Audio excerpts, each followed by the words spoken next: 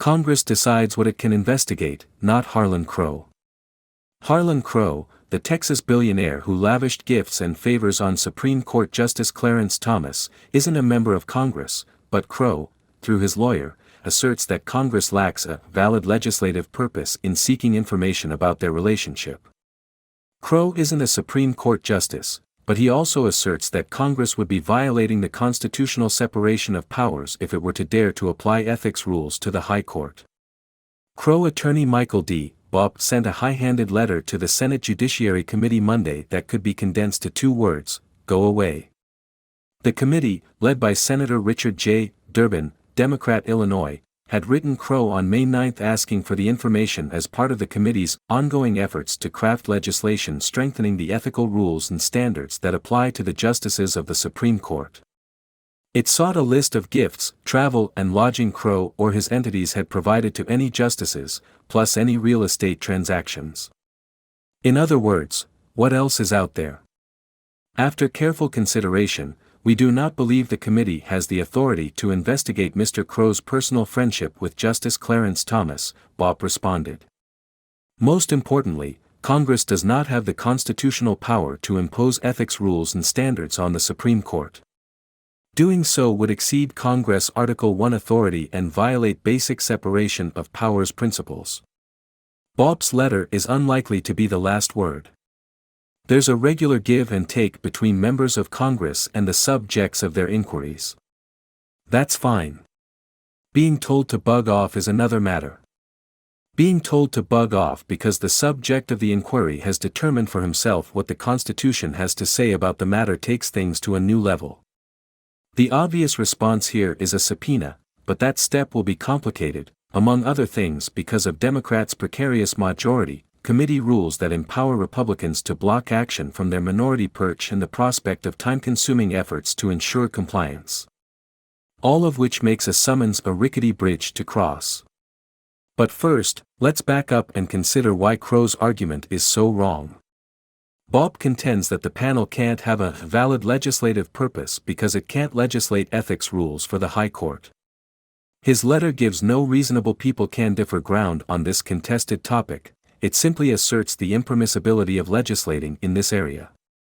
Former federal judge J. Michael Luttig, an esteemed conservative, told the Judiciary Committee this month that Congress indisputably has the power to set ethics rules for the High Court.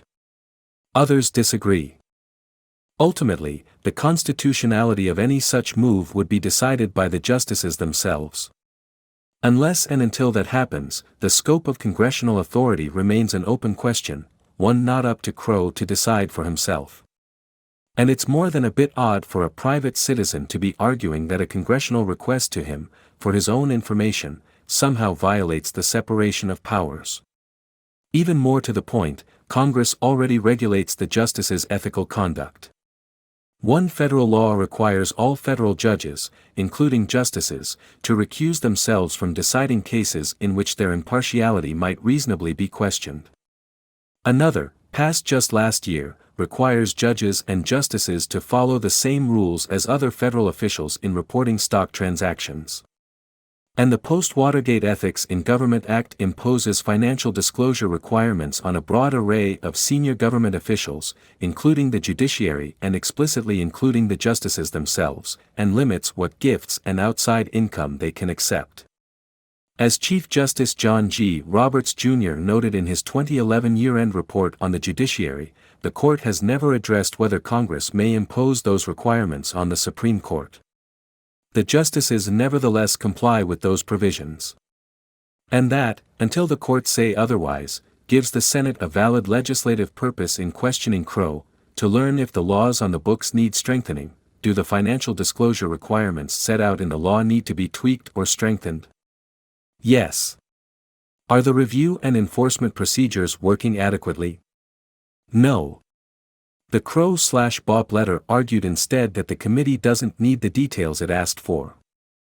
If Congress in fact can constitutionally draft legislation prescribing ethics standards for the Supreme Court, whatever information the committee may need to craft an ethics code is readily available from other sources, including information already reported regarding Justice Thomas' relationship with Mr. Crow, Bob wrote.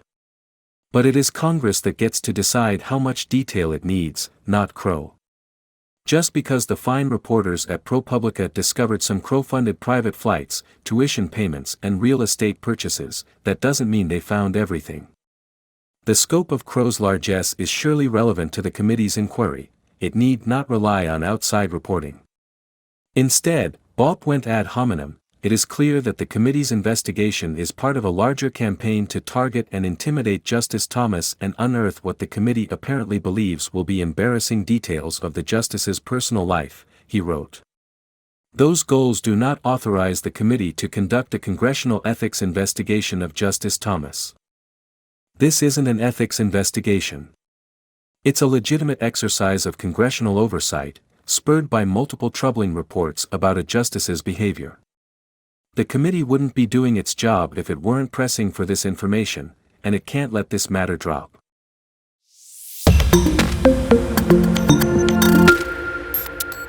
Congress decides what it can investigate, not Harlan Crow.